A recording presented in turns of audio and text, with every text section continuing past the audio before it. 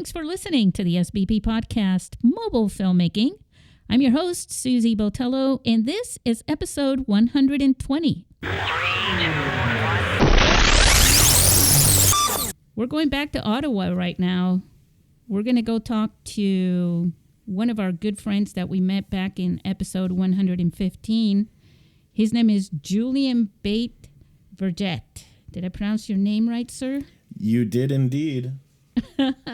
Awesome. How you doing? How's it going up there, way up north there in Ottawa? It's going well. We have a really massive protest happening right now, so life's a bit hectic. But other than that, I mean, things are good. Yeah. The protests, the never-ending protests. Mm-hmm. No matter where we are in the world, there's some kind of a protest going on. Yep. It's the season, right? It is, yes. Yeah. So, are you guys snowed in? You know what? We had a pretty big snowstorm a week or two ago. Maybe it's longer than that now. But we're pretty resilient when it comes to that. We get the snow taken care of pretty fast, and but you know what? We have a lot of snow nonetheless. That's fantastic. I mean, it's like you can make The Shining or something. Yes. Hey guys, we're talking to Julian about audio. We are, as you know, we usually try to inspire you to grab your phone and start making movies. Mm-hmm. But probably everybody, what do you think, Julian, has heard that the other half of your picture, right, of your motion picture, of your film, is audio. And yes, so I'm trying to inspire our listeners and all the mobile filmmakers out there to get motivated to pay some attention to the audio. And so we're going to go over a few things. One of the things we're going to go over is, mic check, just the basics, room tone. Do you need external audio? And if you do, why, right? Shotgun mics versus the wireless clip-on mics, or even with wire clip-ons. I kind of want to also talk about something which is cheating extra audio track layers, on the field using iPhones or any smartphone. Absolutely. And also, film formats and blah, blah, blah, right? Much more. So what I wanted to do is, first of all, why are we talking to you, Julian? What is it about you and your background? What do you do? Because you're also a filmmaker, but audio is one of your things, and you're also a musician and a composer, right? So absolutely. Why don't you share just a couple of minutes so that our listeners understand why you're the guy to talk to and listen to? Well, I guess it goes back to I've been a filmmaker now for about 6 years now. It's been kind of one of my lifelong passions. But one of the problems I had back in the past with my films was, the picture seems fine, but the sound of my films were always sort of lacking back in the day, and it was sort of the pandemic that pushed me to. I was like, you know what? I'm going to go back to school. I want to learn about audio and lean into my musical side, two birds, one stone type thing, and kind of get the best of both worlds. And so I went back to school. I took music industry arts. I learned about, being a sound engineer. I started recording my own music. And through this journey, I have become a better filmmaker in the process. I'm still learning a lot, like I've done a few films since graduating, but I think the best way to look at it is you're always learning, regardless of what your craft is. You're always learning. But right. So I went to school, graduated, and here I am now putting these skills I've learned to the test. That's awesome. I should note that in episode 115, you were with us with our good friend Jason Marshall, who does the In the Weeds series for story structure and all that. But you guys were together. We were just having a little bit of a New Year's fun episode. Yeah. What one of the things that you said also is you graduated with honors. Yes. So that I just have to congratulate you for that again, because I know it was tough. Yes, it was. You know, yes, and so many sleepless nights. Yes, of course. But you surprised yourself, and it just kind of reminds me of this whole thing of mobile filmmaking, because you know, a lot of people that through the years, it's funny that I say through the years. It's only been almost, you know, it's like 14 years or something since I started this. But trying to motivate people and inspire people who have never made a film before, because I'm so big on storytelling, and I believe everybody has the ability to share a story in the best format, which is film. And film involves audio, of course. And so to what I'm getting to basically is that when you have someone and you're and I've done this so many times when I've walked up to somebody and them said, I don't think I can make a movie. And I've said, you can inspire yourself and surprise yourself just by trying. And you have this tool, and if you just at least give it a shot, you may surprise yourself. And so many people have actually surprised themselves. Yeah. You know, in the film festival itself, I've seen people who have made a not so great film, and but they've made it into the film festival, not just because of that film, but because of other talents and skills which they have. And sometimes I can see through that and have them grow within themselves, right? In this whole mode, and then have them return with another film, maybe the next year, maybe a year after that, or maybe a couple years down the line, and seeing and being overwhelmed with like, wow, look at what they did, you know? Yeah. So for you, in your case, I'm just saying, you know, I'm sure you didn't expect to graduate with honors. No. You did this as the pandemic and things like that. And you surprised yourself. Absolutely. Yeah. So double the congrats, and let's do this. Let's dive into the audio now. Yeah. So let's start by the first thing that you want to do. First of all, you got to have a little bit of an idea of what movie you're going to make, right? What type of movie? Because if you're making a narrative film, obviously, that's going to be different than if you're making a documentary film, or if you're making a music video. Yeah. If you're making any of those types of films. And then also another thing that we do with our smartphones is just making smartphone videos, right? Yep. And those involve, you know, it could be a corporate video. It could be just a story. It could be, you know, something experimental and all those things. It could be an event video. All those require different tools and different mindsets, right? Yeah. And so, but let's start with just the basic narrative film, whether it's a short or a feature film. Let's start with the microphones. Now, I, first of all, would like to kind of talk a little bit about why having a microphone that's, you've all seen, a lot of you listening right now have probably seen the traditional professional camera or the prosumer camera or whatever that has a nice little, kind of looks like half a shotgun mic up on top. And then you've seen mics that are attached to the top of DSLRs, right?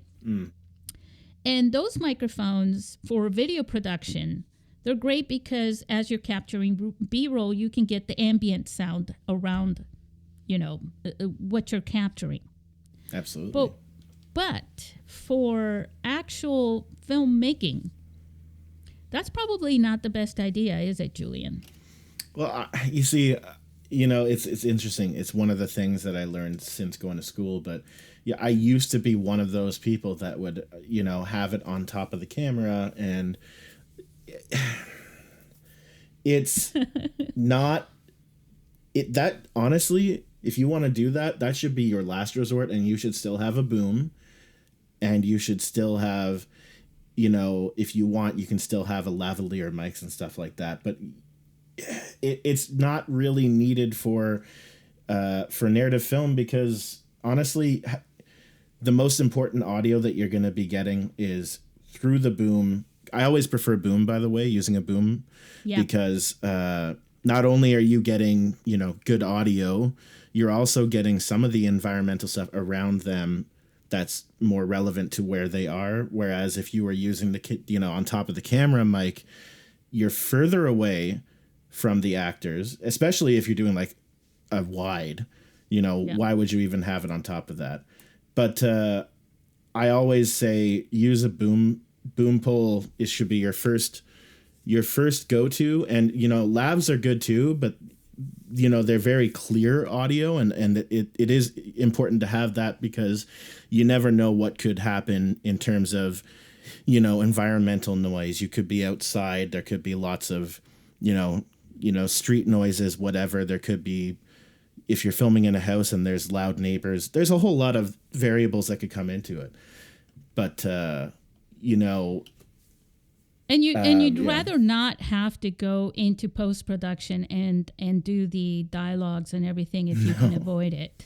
Yeah, I mean, that of gets course, costly, because you have to definitely have a sound engineer for that, and you have to go into a studio. You have to either rent the place or make a location available, or you have to trust that the actor can follow through, because you got to watch for lip syncing, and there's so much to that. There's so, ADR, okay, one thing I always say is always be prepared for the possibility of having to do ADR, but don't go into the production thinking, oh, we'll just fix it in post. I hate that terminology, because first of all, when you're going into a film, I personally think you should be there for, either be there for the location scout, or, get pictures from the filmmakers, figure out what type of space you're working at, and plan accordingly based on that, right? Plan what mics you want to bring.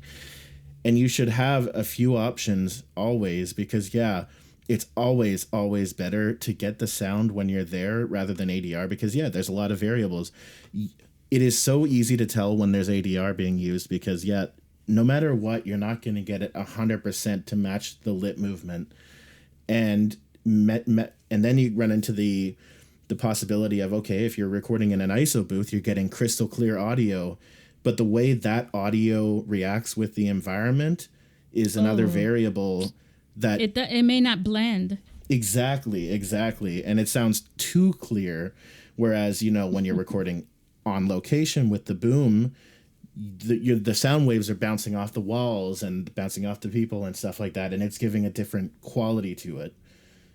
Yeah, and then your audio engineer has to work with all that in post-production during that, because the audio sweetening, as I call it, is actually the last, like, once you have the rough cut and then the final cut, right? There's always changes, right? Last minute changes, but then you do the audio sweetening. And if you can't fix, let's say you've got a scene and you can't fix it, but everything else is working, you've got to make a decision whether you can live without that scene just based on the audio.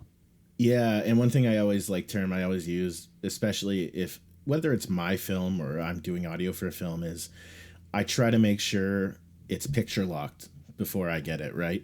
Because, if you're an audio person, I mean, you don't want to do... Explain the term for our listeners.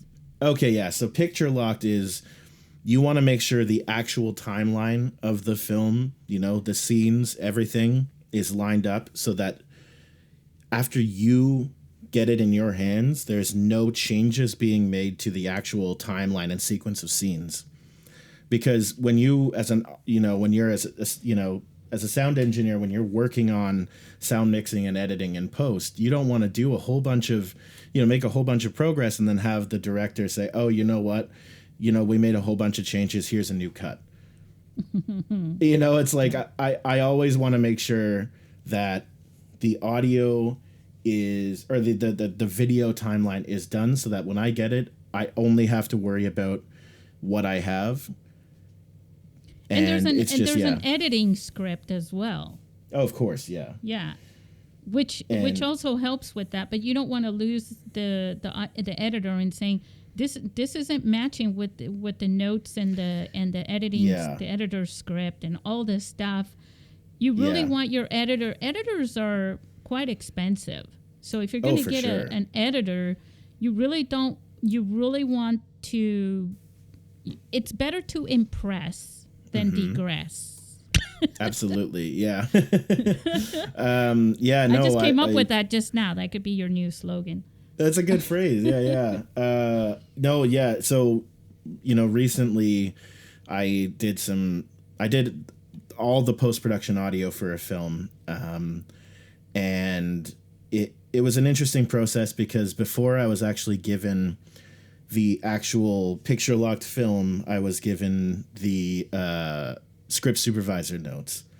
Oh, I did that. That was my job in many films. Yep, I know what you mean. It's so helpful. It is really helpful because I got it a little bit before, and it's good that I did because for me, especially as a composer, actually, I was able to get an understanding of what the edit was going to look like, and also, it gave me a little bit of time. Yeah, exactly. I made notes on every little detail. I could have been. Yeah. It was like having a court reporter type thing. Doing the script supervising, and then I had a stopwatch. To record every scene from the time they say, sound, action, all that stuff until they say cut. And then even little arguments, that's okay, no one's going to notice. All right, director said no one's going to notice this. I always love looking for those types of notes too. Yeah, because it gives you an understanding of what is actually, without being there, right? Yeah. What is actually happening on set.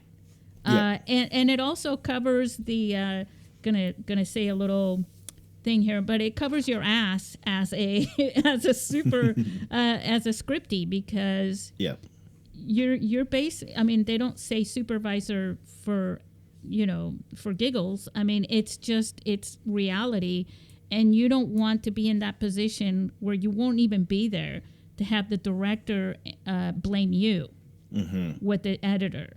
You know what I mean? Yeah.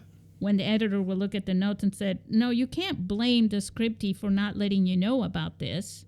Like you skipped an entire scene throughout the whole script. I had to do that once where I was like, so are we ever going to shoot this? Because you kept postponing this, and you're about ready to call this a wrap for the entire, and we haven't shot this yet. And they're like, oh my God, that's right. And it was just an insert shot. But if we wouldn't have shot that, it would have made, the whole thing would not have made any sense. Yeah, just even missing one insert shot, this is a little aside, but, when I make films, I direct thinking of the edit. And so if you have these insert shots planned and everything, even if you think on the day, you know what, we're short on time, we'll just move on, that's gonna bite you later on in post, because even missing one shot will mess with the rhythm of the scene. It could throw off the rhythm completely, and the continuity. Exactly. So all right, so before we get too far into that, so we've got, what were we talking about, really? We were talking about setting up audio, for setting up what audio, to expect and all that. Yep. So now that we've got the microphones, right? Yeah. sort of, because again, proximity is the key for quality of audio. Mic check. What is the first thing that you want to do when you got, I mean, quiet on the set, and and let's do that along with room tone with collectors. That's one of the best times to do your mic check. Yeah, so it's interesting because we used to do there's a funny meme where it's like you're opening a can and then under that is another top of the can and it's room tone. And it's because when the sound guy, you think you're done and the sound guy's like, no, I need room tone. But no, I actually think there's value in doing room tone at the beginning, as well as when I'm setting up. Often what I'll do is I'll need everything to be quiet, of course, but I'll say to the actor, okay, how loud do you think you're going to be? Go as loud as you possibly will be for this scene, and you monitor the levels, right? Because, I mean, depending on what level, whether you're doing a union film or whatever, you may be the sound mixer and sound recordist on set. Because often with the bigger sets, of course, you have a second person who's there with the mixer, monitoring the levels. But the fact is, especially with DIY filmmaking or mobile filmmaking, you might be both the sound mixer and the recordist. So you want to make sure the levels are good, and of course. And by the way, you guys, we're talking about external audio capturing because you should. Oh, Just flat out. I'm just going to look. You guys can Google this until the end of the day. Mm-hmm. But if you're going to make an actual movie, you really should just. Yeah, especially a feature film. You got to bite the bullet and just expect that you're going to need to record separate audio. That was another thing, when I was starting out as a filmmaker, I was like, how do they link the audio? And, it's honestly not as bad as you think it's going to be when you're linking it, especially when you get into a rhythm, and especially if you have someone labeling the files, before. Right. I always try to do that. We always try to, Jason and I are setting up a rhythm with each other that, we're going to label the files so that when we get into post-production, everything's labeled and it's easier to link the files together. There's also programs like Pluralize, which you can throw all the audio and video together and it'll link them based on the waveforms. Well, a lot of editors, I think even GarageBand has some of that. So a lot of the editors will help you with syncing. Yeah, very much so. Yeah. Audio. Let's now what we were talking about with room tone. Mm-hmm. Let's explain just a brief about why room tone and when it's really important to get it. Yeah, so room tone is, you often want to get room tone every location that you're going to be in for a film, whether indoors or outdoors. You always want to get a few seconds, 10 seconds or so of room tone. Some people like 30 seconds. Some people like even a minute sometimes. Wow. But you always want to, I know. I'm all like 10 seconds is all you, 30 seconds is too much. Yeah. Yeah. I think it's because people are just, especially for people that are also going to be doing post-production sound audio, I think they just want to be just so sure that it's going to be fine. But yeah, so essentially what room tone is when you're cutting the audio in post, when actors are not talking, because you have like different layers for each actor, right? And so you're going to be cutting the dead spaces between lines for those actors. And room tone can come into, I mean, sometimes you don't have to cut the dead spaces, but I always do.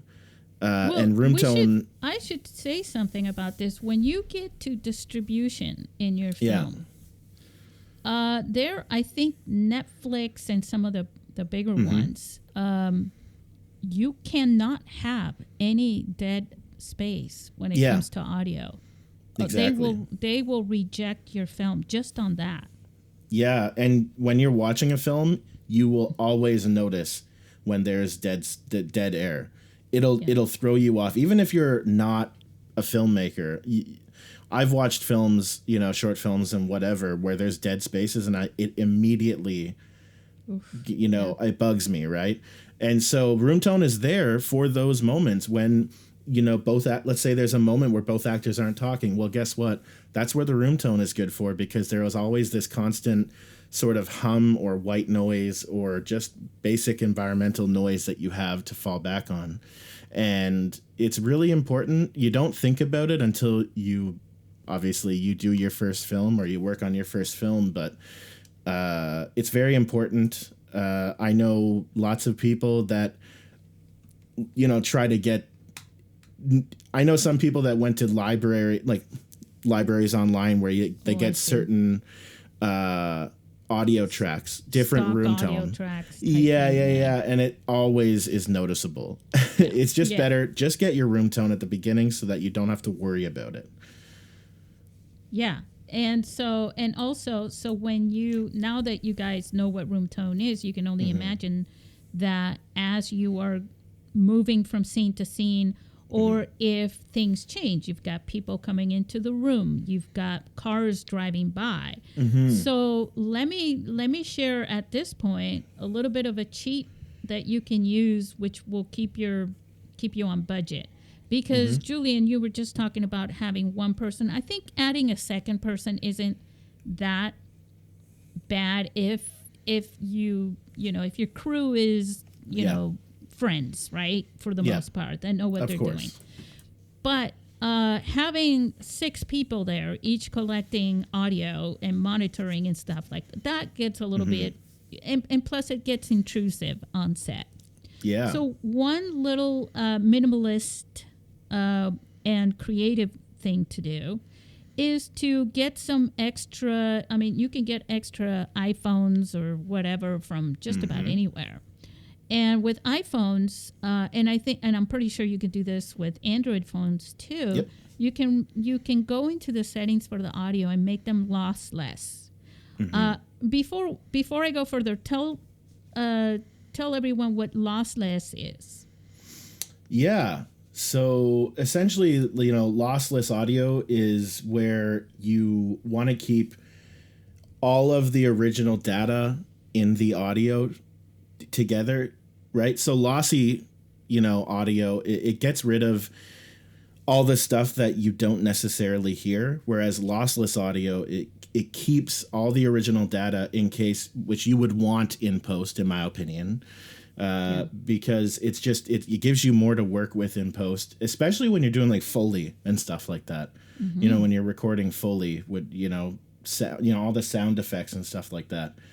But yeah, lossy and lossless. Think of it like the depth of field in video. Yes, that's actually a really good way to put it. So lossless, you can literally go into the iPhone, you go into the audio settings, and you can literally say, I want my audio recordings to be lossless. Yeah, I didn't actually know you could do that with iPhones. Oh, yeah. I found that out. That's awesome. I think it was, I can't remember the year. Not like we're doing a historical thing here. But it wasn't that long ago, and I don't know when they put that feature on. I was just... I'm never bored, but I was curious to see what I could do with, especially after so many, iOS updates. But yes, you can do that, and then I use the memo recorder on the iOS is really pretty good, by the way, you guys, and it's free. And I think you may have to. Yes, you do have to download it from the App Store. Okay, but. You can set that up. You grab another microphone or whatever, or maybe even use, if you really, really don't have another microphone, just use, the earpods. Don't use the AirPods. No, because those are not so good for recording. But the wire in, which you can always get the adapter, blah blah blah blah blah, because they did away with the jack, the audio jack. But get something, and if it gets really bad, you know what? screw it, just use the regular microphone. What I'm talking Yeah. about doing here is getting the best audio possible, but also it's not your front face audio for your film. It's so that you can have different like multi-tracks, audio tracks in your film to fill in, and then you can up and raise and lower the levels that can, like, for example, if you go to this end of the room, there's somebody has some birds or something like that next to a window, and you want those to come in. You want to be able to control that as a separate audio track. So go ahead and set up a phone there discreetly, and you'll have that, and then you can up lower the thing, and that will also help with dead space in filling it. Yeah, it's very smart that way. Yeah, no, I've that's really good advice, because there's times even when you have your room tone that you'll find moments where you're like, I need to fill in some of that space. That's really smart. Yeah, and basically go to any points of the room where there might be external audio and just putting a phone there. That's really smart. Yeah. Yeah. It's just creative more than anything, because I think about all these little things. You have, say, somebody talking over here at this end of the room, and then you've got somebody walking over to that end of the room where the birds are, and you're getting their POV, right? Yep. You don't really need to move the entire microphone crew, because they're collecting the guy talking over here and the girls over here type thing. And so you might want to, add a little bit of the birds to... Because what you want to do is you want to keep people from having to stop and think. Yeah, you want to add depth to it, right? And another thing is, like, okay, let's say the birds are on, in the back on the right side. Well, you can actually pan that track, to the right, so that, let's say you're watching it. It's another point of immersion that can add to... Because the more stuff like this that you add, the more layers, and the more you're thinking about, okay, looking around this location, what's going to make noise? The more you add to that, the more immersive it's going to be when the viewer is watching it. And a lot of this is subconscious. Like, the viewer won't actively think about this, but if it's too quiet, the viewer will 100% know that something's up. There was a film I was watching over the weekend, and there were footsteps from someone in some of the shots, and no footsteps heard in some of the others. I know this is a Hollywood film. Yeah. And I noticed it. Yeah. And I wasn't looking, it was pure entertainment. I wasn't listening for it. I wasn't watching this film to criticize it or anything. No. But it was like, why did they not add the footsteps? You're fired. No, I'm just kidding. But that was... That's like leaving the Starbucks cup in the Game of Thrones, Oh, yeah. It's like, where's that script supervisor, right? There was a director... No one will notice. Yeah. I forgot about that. That's right. Oh, yeah. And there are millions. They're probably all over on YouTube now. Yeah. But the candles, the dinner candles... as they're doing POVs back and forth, and the dinner, the candle on the table is going up and down. I don't know if you know this or not, listeners, but there are actual candles that will burn and will not they will not go down. They won't burn out. Yeah, for continuity. We had to set up in one scene from a film that I worked on. And there's this romantic scene in a diner where the girl walks in, and she was blind. But she could see something. So the guy wanted to impress her, and he lit up the entire walkway to the table with a bunch of candles. Wow. Because he knew she could see sort of the reflection of the candles, or a little bit good enough, and it was going to make an impact romantically for him. And I can't remember, but they were like 100 and something candles that we had to light up. But the property, master, the guy that was in charge of all that stuff, he had purchased all the candles at in a film production prop store, right? And they don't burn out. And so we didn't have to worry because I was like, oh my God. And ice cubes. Speaking of that diner, when we were shooting the scenes, the ice cubes would not melt in the glasses where people were drinking for different you can get silicone. It's like clear silicone ice cubes, and it works like a charm. Yeah, and he went to a garden store to get the crushed ice from. They have like that. It's fake as well. Anyway, just some little tidbits for everybody. All right. Getting into that though, sorry, I don't want to derail this, but all these things, like let's say if you had real ice cubes in the glasses, well, that makes a lot of noise that you'd have to think about as a sound guy. So the silicone ones don't make noise, but you can always add that as Foley later, right? Or even like let's say you're carrying the classic like paper grocery bag. Well, there's a prop version of that's rubber.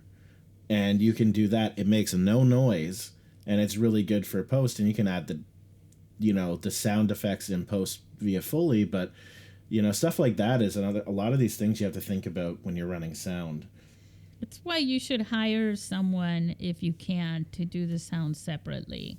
Yes, to think absolutely. About that. And another reason for thinking about layers when you're thinking about audio for video. Just remember with every little thing that you do that you expect to hear, like the footsteps and things like that, those should be separate layers, from the spoken audio per se. Yeah, for me when I'm doing sound editing, I actually do, because I do all my sound editing in Avid Pro Tools. And I actually... I hate that program.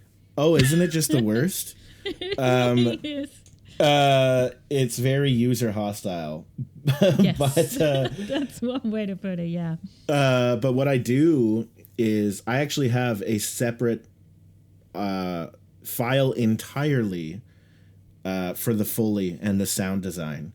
So my dialogue audio is in one project file, and then I have a separate file for the sound design and Foley, and then I import. When I'm done with the Foley and sound design, I actually import that into the greater, Pro Tools file for the film. I do it separately because sometimes I'm using so many layers that I just want to have things separate. Oh yeah, I mean the audio track, even in I don't know what the limit is in GarageBand, but I know in for example, if you go to iMovie, right, they give you like 3 video tracks. That's it, on the timelines. But then I think you get like 6 or 8 or at least the audio, which is great. But when you go to I don't want to say real editor because the real editor is you. Oh, yeah. But when you go to another editing software, if you've ever seen, people who take pictures of their, say Game of Thrones, right? You look at that and you're going, holy cow. Or even people like you who use, compose music. Yeah. Speaking of music and all that, there are formats that are better for audio files for video. Yeah. I mean, I talk about those. I always want to export my audio when it's for a film, whatever it is. I use a WAV file, a WAV file. Which was invented by Windows, hence the W. Yeah. WAV files are much better because MP3, when it's an MP3, it's oh god no, it's compressed heavily. Yeah. WAV file, it's sort of it's sort of adjacent to lossless versus lossy. A WAV file has far less compression and it keeps almost all of the original data there, and it's always better because when you hand it to the editor, for exporting the final copy of the film, you want to give them a copy of it that has everything within it so that, if they need to, if God forbid they need to do anything with it, all the information is there. Yeah, it's just a larger file. And what about the the one that I'm used to is the AIFF. Yes, AIFF. What does that stand for? Give me a second. I learned this in college, and I am forgetting it. It was, yeah. I'm sorry.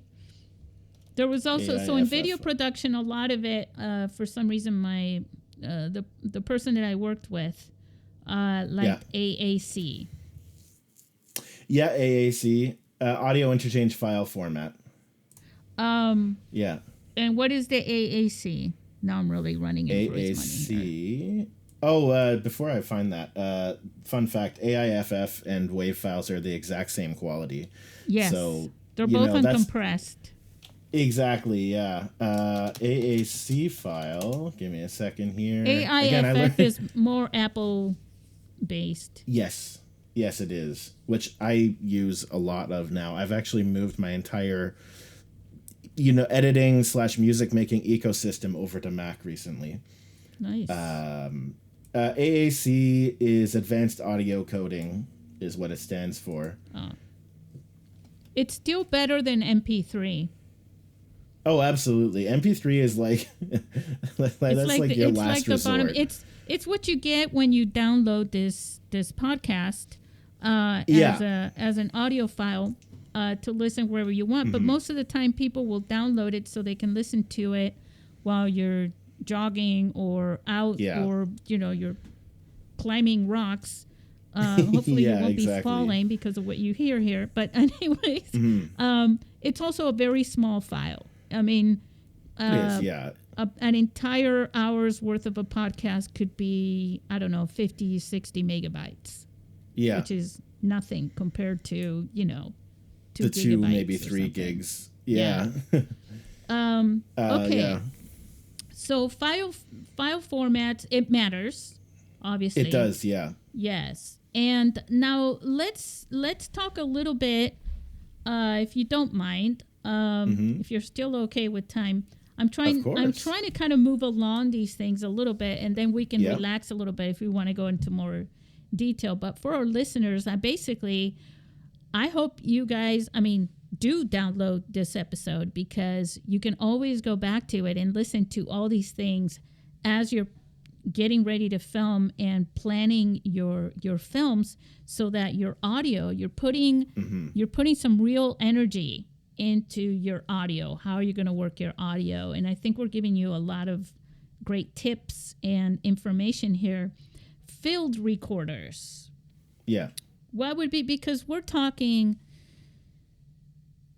low budget, for the most part. You don't have to get $1,000 or $6,000 worth of Hollywood field recorders, or anything like that. And you can literally use the HN4 or 6, I forgot what brand that is. Zoom H6 or Zoom, H4n, yeah. But why don't you give our listeners just some tips and some recommendations? Yeah, so honestly, the most go-to recorder when you're either starting out or, if you're doing DIY filmmaking, I always recommend the Zoom H6, because it's the best bang for your buck that you're going to get. And you get 4 channels with it. I should specify. You get 4 XLR channels. Yeah. That you can... 4 inputs. Outputs. Yeah, 4 inputs. Yes, exactly. But you get 4 of them so that you can have your boom pole going to it, your boom mic going to it. You can have your lav mics, going to it. It's important that you have I always say it's important to have more than one channel, which is why the H6 is your best bang for your buck. I think last time I checked, it's like $300, I think, give or take. You can literally, with the N4, you can split. Yeah. You can split them. But each time that you're splitting them, you're degrading the quality. Yeah. That you run into risk. That's very true. I've been using the Zoom H6 for a while now. I'm going to be upgrading to Sound Devices Mix Pre, which is it's middle. It's I like to call it like middle level professional. It's sort Like of right in the prosumer. middle. Prosumer. That's the word I was trying to think of. It's really, really good. One thing that is really important is preamp when you're looking at recorders, field recorders. I know the Zoom H6 doesn't have a very good preamp. Now, there's a lot of settings. I recently did a podcast with a local professional sound guy, and he was talking about how there are a lot of settings on the Zoom H6 that you can get around its limitations. I haven't looked into it per se recently.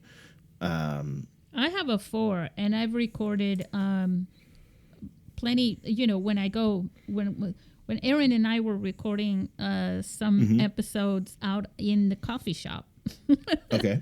and it still sounded good. But I was using the H4, and I remember having to set that up so that we're in stereo in both, and in both microphones and things like that.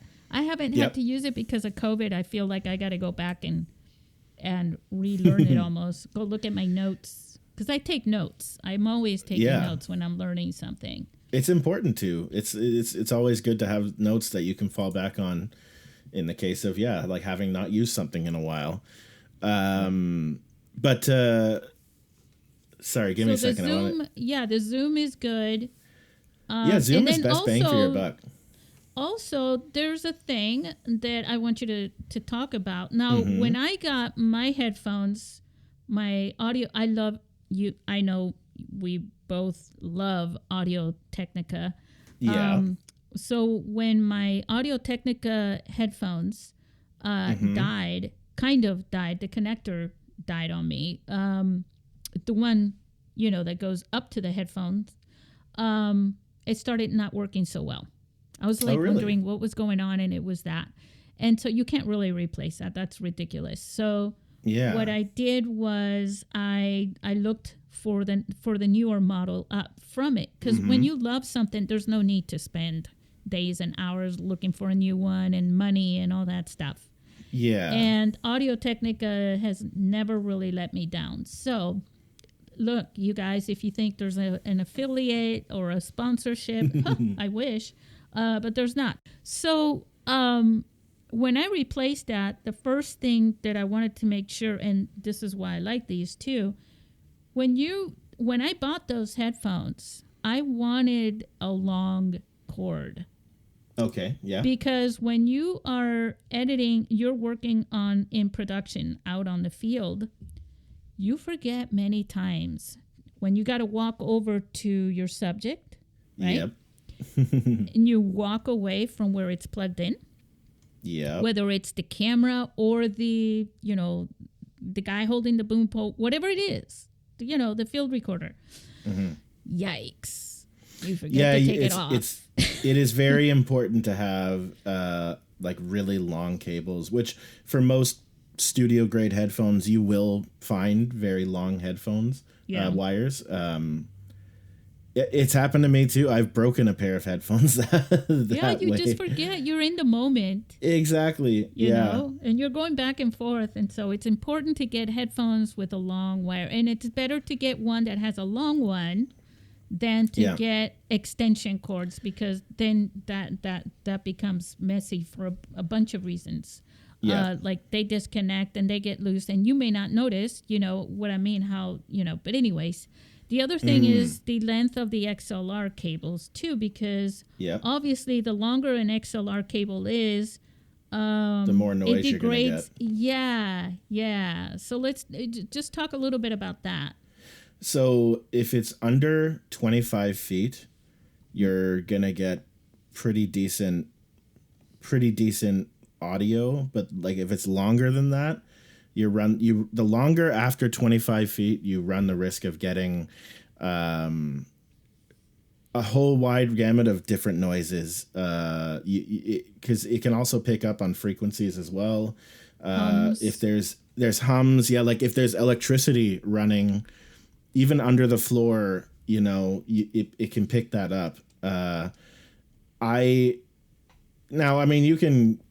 There's a lot of things you can do to avoid this. You could go, high professional with you getting wireless. I actually don't like wireless as much. It's Right. it's used in a lot of like Union and film sets. They use a lot of wireless with transmitters and receivers. I prefer using just the XLR cable because there's latency issues and stuff like that you can get with wireless. That also happens in, we're doing a podcast right now and I'm Yep. using XLR. I will not. I've tried USB and I hate it. Oh, I agree. Yeah, you got to use. That's why if you're gonna do podcasts, you spend the extra money and get yourself an interface. Yeah. Another thing, I've been using Audio Technica for a while, but I recently switched brands to Bayer Dynamic. I got DT770s. They're really, really nice studio. I would say they're prosumer. They're about $250.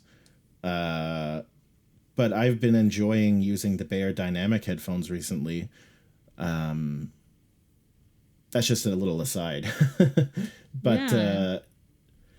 I've always used Audio Technica, but I recently went to Bayer Dynamic and I like it. Especially when you're doing sound editing, you have to think about, frequency response and stuff like that too, right? Did you say the 770? DT770, yeah. It's the most popular one. Yeah. it's a lot of people choose the DT770s. Yeah. But I'm looking at them. It's like 100. They're on sale right now for 159. Oh, that's really good deal. Yeah. So if you're listening, go get on that and, tell them you heard about it in our podcast. Yeah. And I mean, like, these are, I haven't upgraded to, because you can go up to like $1,000, with headphones. I haven't had the need to yet.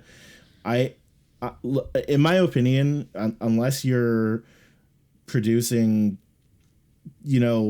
albums for Hollywood or, stuff like that, I don't think you need to go that high. Frequency response is important though, and you don't want to go super cheap when it comes to headphones because you want to get the most clear depiction of the audio as possible, and frequency response is super important with that. Like, you don't want to get headphones that have bass boosted headphones. A lot of these like noise canceling. I hate noise canceling headphones. Oh, I don't like those either. I don't like that on the microphones or the headphones. No, because what it's doing is it is basically sending you. It is you don't hear it as much, but it's shooting constant noise in your ears. It's so it's not good, and it gives you what I call ear fatigue way faster if you're using noise canceling headphones. A lot of these like Bose headphones or Beats by Dr. Dre, like, I know that they're marketed as like great headphones, but in my opinion they're not, because a lot of the times they're boosting the bass and their frequency response in the higher, upper frequency ranges are a lot lower. Yeah, they're basically, it's like when you buy a TV and it says, here's cinema mode. And you put it on, it's like, what? Yeah. That's like, I'm like, why? No. Yeah. All right. So let's see. Let's talk a little bit about audio levels. Yep. And then I think after that we can, almost call it a day. Yeah. It's good chat though. Yeah, no, definitely. I think what I'm trying to do here is is share all this information in a way that a novice can understand. I mean, we're not going into a lot of deep details about things, but we're giving you the basics. Not that you have to dig that much deeper unless you want to. I mean, you can start flying. These are your wings. You can start flying right now. So, absolutely. So how about audio levels? What's the best way to check? I mean, quiet on the set, go to the room. The way I look at audio levels too is there's two different, don't mind me with this, but there's two ways. So first, when you're going location scouting, if you're filming on a Sunday, you want to go there on a Sunday. Yep. and see what the ambient noise, natural nat sound, all that stuff is just what's already there. Because you can't get rid of what's already there. And if you're going to want to get rid of what's already there, then you need to figure out how you're going to get rid of it. Yep. Right? And that's a whole other there's a lot of things podcast. You can do. You can noise dampening, panels curtains, and all kinds of stuff. Yeah. Even outdoors. But when it comes, that's one part. So if you're out there with your field recorder and you're recording the natural sound and you have an extra, how should I say this? An extra resource you can bring to the director and say, hey, this is what it sounds like when the doves fly. Think of Purple Rain. But this is what it sounds like out there on a Sunday. If you want to go out there and film on Sunday, this is what it's going to sound like. And you're going to have to deal with airplanes. I remember Aaron and I were at the park recording the video for my Patreon. I was out there and I was out there way earlier because I get everywhere at least 20 minutes early. Yeah. And I was telling Aaron, I said, okay, so listen, I counted, and every 3 minutes, every 3 minutes, or no, what was it? I think it was like 60 seconds, literally. An airplane comes because it was close to the airport. And so we need to do each take within a window of 60 seconds. So we know action, 60 seconds is all we got before we have to go cut and wait for another airplane. And he was like, wow. So you want to be able to do that for your director, So that's one way to check the audio levels. But now let's get nitty and gritty with the real audio levels in your system. Yeah, I mean, typically, I always try to have my levels be between negative 12 decibels and negative 6 decibels. You can go a little higher than negative 6, but one of the things that I learned actually going to school was you can do it with your eyes. Yeah, well, that's a really good point. If it sounds, yes, we have certain parameters that we should stick to, like between negative 6 decibels and negative 12. But if it sounds okay, if it's not clipping, you generally can be fine. But generally negative 6 to negative 12 decibels is the overall audio should be. I always tend to have any sound effects or environmental noise. I usually try to have it like about 10 decibels lower than the dialogue audio, because you don't want to have the environmental noise overpowering the dialogue, right? Like that's there's a term that I used to say when I would go into editing when somebody had recorded something and it was like the audio is too hot. And people would look at me going, what are you talking about hot? The interns and stuff. And I'd have to explain it to them. It's too hot. It's kind of like when video is the same thing, the same term. It's too hot. It means it's too bright. And you've washed out all the natural colors and shadows and everything with the video. Yeah. Because you didn't white balance. Oh my God, white balance is a... Yeah. And I was really, really... really trained on white balance, before and after, every scene, with every, even when the sun's going down, it's got a white balance now. You're going in and out different locations and shades and things like that. But with the phone, it sort of does it automatically. So you kind of want to, I would recommend using Filmic Pro. Filmic Pro is the go-to if you're going to, for the video. But and they also give you audio levels and things like that. But again, I think you should, if you're making films, you really should use an external recording. Absolutely. Because that's what the professionals, quote unquote, use. Yeah. And there's and video. Look, when I started the film festival, Julian, people would ask me because it was so new, right? People were like, "So does everything have to be done on the phone?" And I was like, "Really? I only want you to use the camera. Everything else, Absolutely. right? Do it however you can." Yeah. You know. And at the time, the iPhone 4 hadn't even come out. I mean, the audio was horrible. You know, so there was no way I was going to tell somebody, yeah, make a movie and then, yeah, see what you can do with your phone with the microphone, because that was horrible, you know? And the best way, yeah. Yeah, go ahead. The best way I put it is, if you think of it this way, you want to record separate audio for dialogue simply because, look, if you resort to putting a mic on top, and like they make mics that attach to phones, right? They have a Rode Video Mic Go, but that's not going to get just the dialogue audio. That's going to get a whole lot more environmental audio. If you have a boom pole that's directly above the actors, you are getting essentially just the dialogue, so that you don't have a whole lot of external audio that's, tainting the dialogue audio. And I mean, if you want to get real technical, you can use the lavalier mics. I find they're a little too clean. Like lavs are really good. I think I prefer lavs for, interviews and stuff like that. That's what we used to use them for, was interviews. But, I've actually interviewed people using the shotgun microphone. Oh, yeah. See, it does work. Yeah. Yeah. And I just find that, people tell me how, so I use the iRig Pre, on my phone, as opposed to doing all that, because I'm not making a narrative film yet.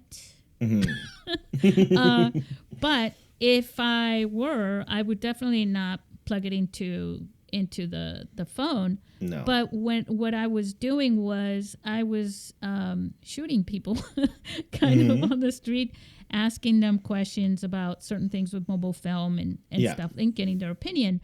And I remember, I think it was like a subway or one of those, or submarine in front of it. And I was got this family, and they were sitting at a table eating, and I said, "Do you mind?" And got the permission and everything. And I asked them each about, this one question, and the video is on YouTube, but the video came out, the sound came out pretty good. Actually, you know what?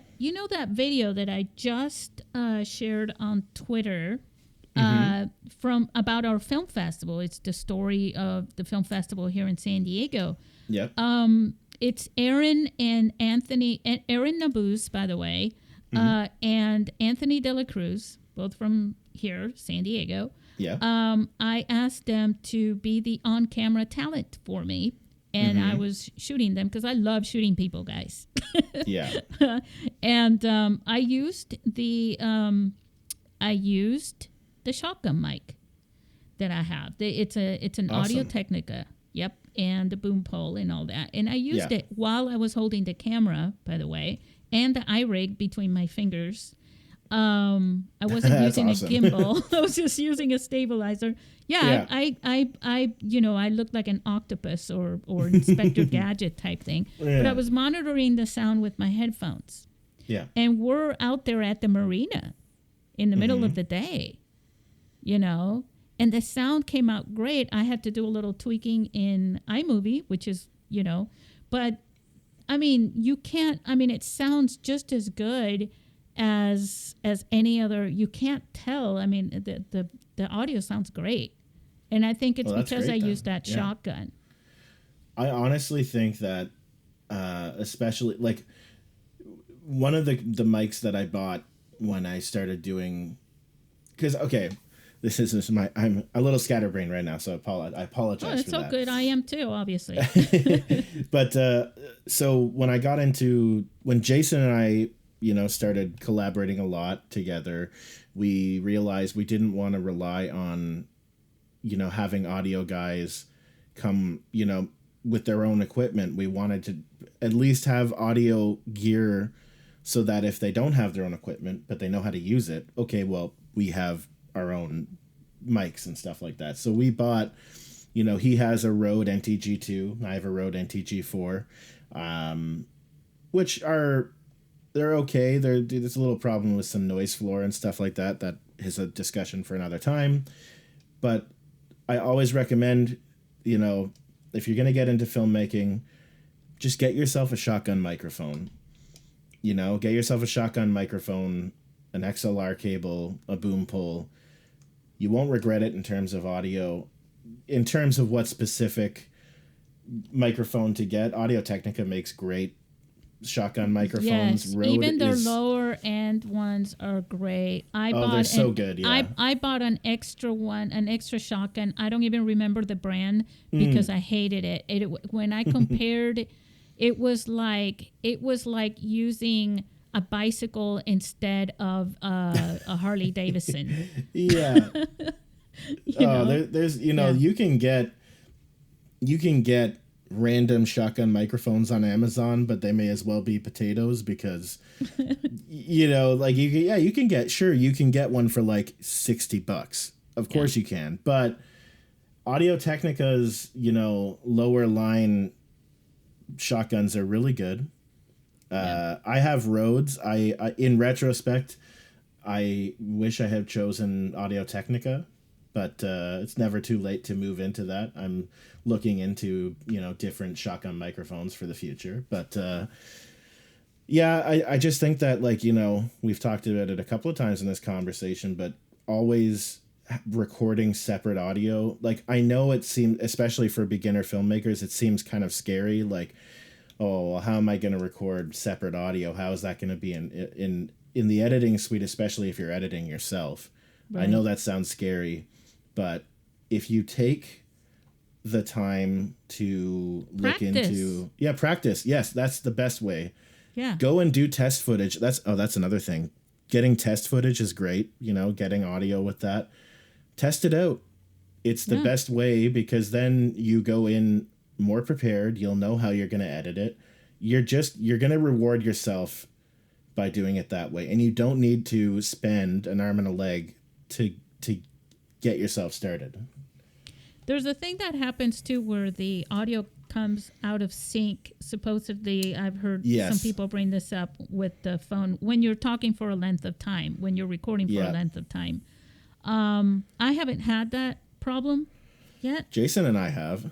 Yeah, I know people have brought it up so many times that I know that can be an issue. I don't know exactly when it does or why it does or whatever, but it does happen. And I'm sure it has a lot to do with all sorts of things, including the load on your phone and all kinds of stuff that can affect it. First thing you want to do, though, is like what we're talking about here with experimenting and doing all these things, is put it on airplane mode. Yep. So that you're not overloading your processor on your phone, just to make sure that you're clear on the capabilities of your phone. And always do that before you film anyways, Oh, 100%. It's good etiquette to just do in general so you have no interruptions. But and you could literally, like I said, the tips about recording other layers and things like that, do the same thing with that. I mean, just remember to do. It's a great habit to get into. I have a theory about being out of sync. Again, I haven't been able to prove it because I've never run into it per se, but I have a theory, because when you're setting up project files, regardless of what program you use, you want to make sure that the sample rate and bit depth of the audio recorded matches the project file, because if it doesn't match the project file, that can also cause a sync, and it to be out of sync. Yeah.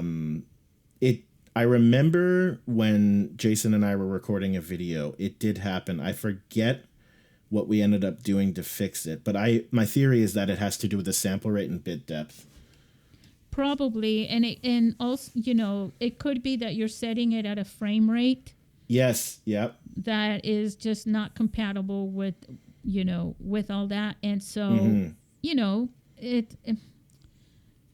Yeah. There's so many variables that can go wrong when it comes to audiovisual projects. It's crazy. Just in post even, you know. Oh gosh. Yeah. And the other thing is, 4K, right? Yeah. When you're using 4K, remember that is something you probably want to do, is to record with 4K on the video, right? Yeah. Because then you can export it in 1080. It'll still look better than when it went in 1080. Oh, 100%. Yeah. Yeah. I often don't even export in 4K. I record in 4K. Yeah. I often export in 1080 because, I mean, realistically speaking, unless you have a giant TV, 4K, the difference between 1080 and 4K isn't super noticeable. Right. I think that if you want to get the best video quality possible, record your film in 4K, export in 1080. It'll look great. Yeah. Also, one little trick that I think you should all know. If you're going to use iMovie, have and you want to know, like, how can I set the quality, because iMovie will set it automatically. Take a video clip of something in 4K or 1080 even, and put it in there and have that start. It has nothing to do with the video. Put it on your video timeline, and that will set it. You can remove it later. Yeah. So that's a little tip. I've heard. Oh yeah. No, go ahead. What I've heard iMovie has gotten actually a lot more versatile over the years. I haven't used it in quite some time, but I've heard it's gotten pretty good. I mean, pretty good for, beginner level video editing. Yeah, and it teaches you to be creative and things like that. What I'm trying, so I used to use Final Cut Pro for everything. Yeah. And then I went, so I can't really preach, yes, you can make a great video with hardly anything, as far as budgets are concerned, and then use Final Cut Pro and all this other stuff. I want to force myself, like, because even with Final Cut Pro, you cheat a lot. Yeah, absolutely. With it. So why not? Why not try it with iMovie? There's a lot I could go into with that, but and it's the same thing with GarageBand, and also now let me just say before we end this, you are a composer and music, and you just dropped an album. Yes.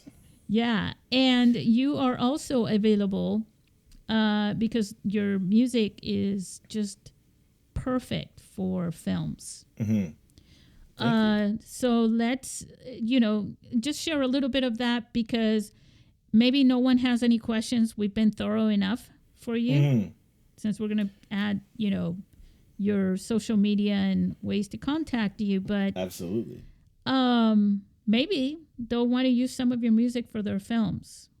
Which is, I'm totally open to. I mean, so, okay.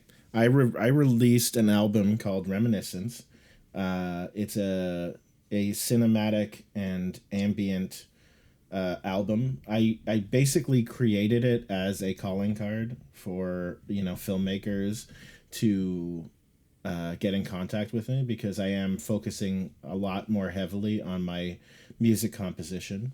Any of my music that I have released, I am totally okay with being used, so long as people contact me, which I will send you my socials and my Spotify link to the album as well. Is that the only place? Spotify right now is like... It's on Spotify and Apple Music. Okay. And it's on a whole bunch. I'll send links to it. Too? It's on SoundCloud. I use SoundCloud for everything. I use a distributor called DistroKid.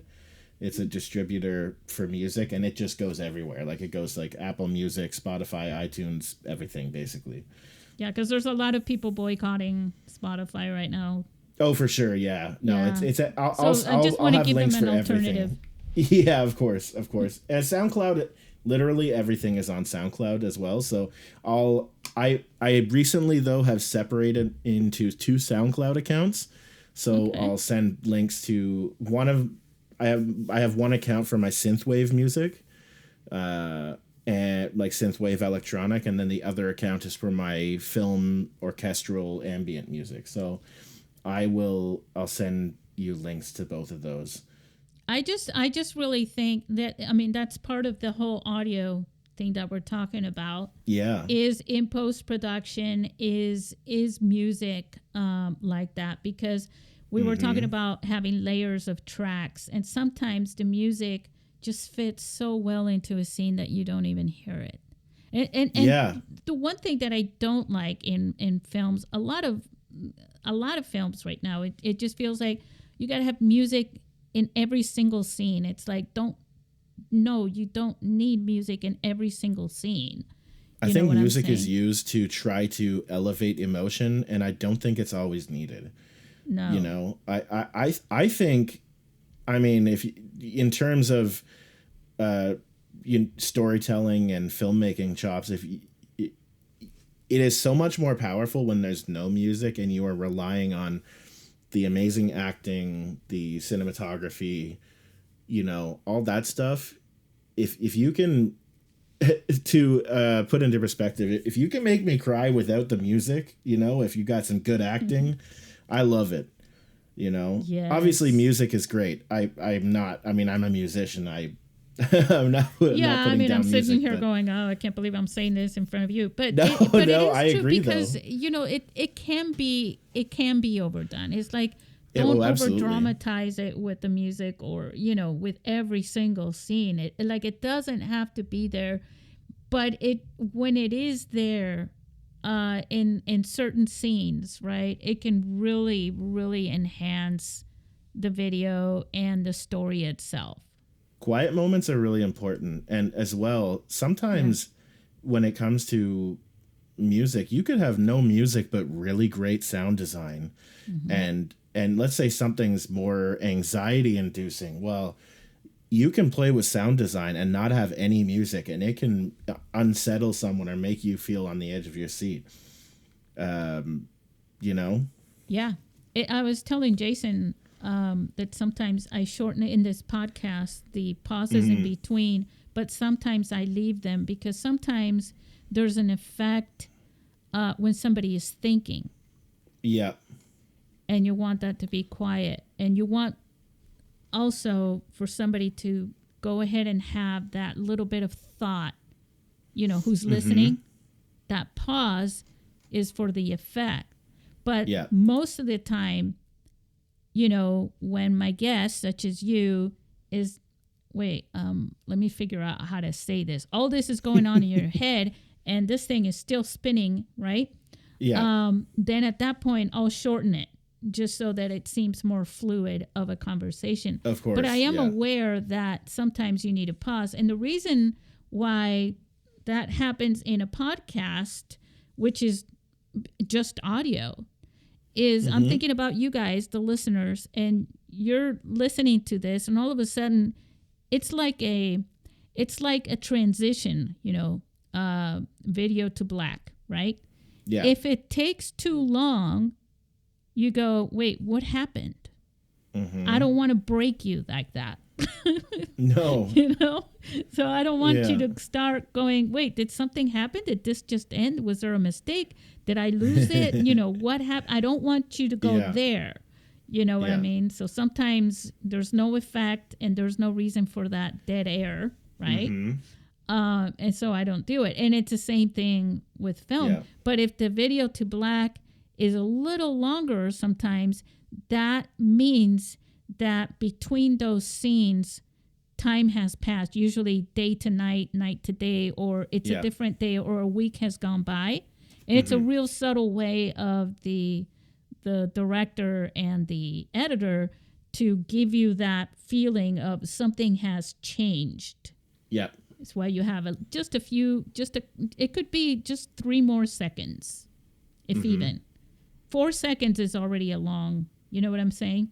It's a long time on video and audio. 100%. Yeah. All right. What else did we miss? Okay. Why don't you give a shout out to your own social medias? Yes. So you can find me at Twitter at TheRealJBV. You can find me on Instagram at Julian Zero Theory. I am on Facebook, so if you ever want to reach out regarding, film or anything like that, my name is Julian Bate-Vergette. Yeah, those are my socials. You can find my music at SoundCloud, which is under my name, Julian Bate-Vergette. I'll send a link to you as well for the write-up and all that, but that's about it for my socials. Okay, so let's say goodbye to our listeners then. You want to say goodbye to... Hey, guys, before you do that, if you enjoyed this episode of the SBP podcast, please give us a few stars if you can. And also, if you really, really, really liked it, even beyond stars, give us go on Twitter or on Facebook, SBP Podcast, and tag us and, just give a shout out to the world. I listened to this and this is great. Listen to it. We really appreciate that. We don't pay for ads or anything, so we're counting on you. You want to say goodbye to our listeners, Julian? Goodbye, and thank you so much for listening to me ramble about audio for an hour and a bit. Where are we at right now in terms of time? You're not so bad. They have to listen to me all the time.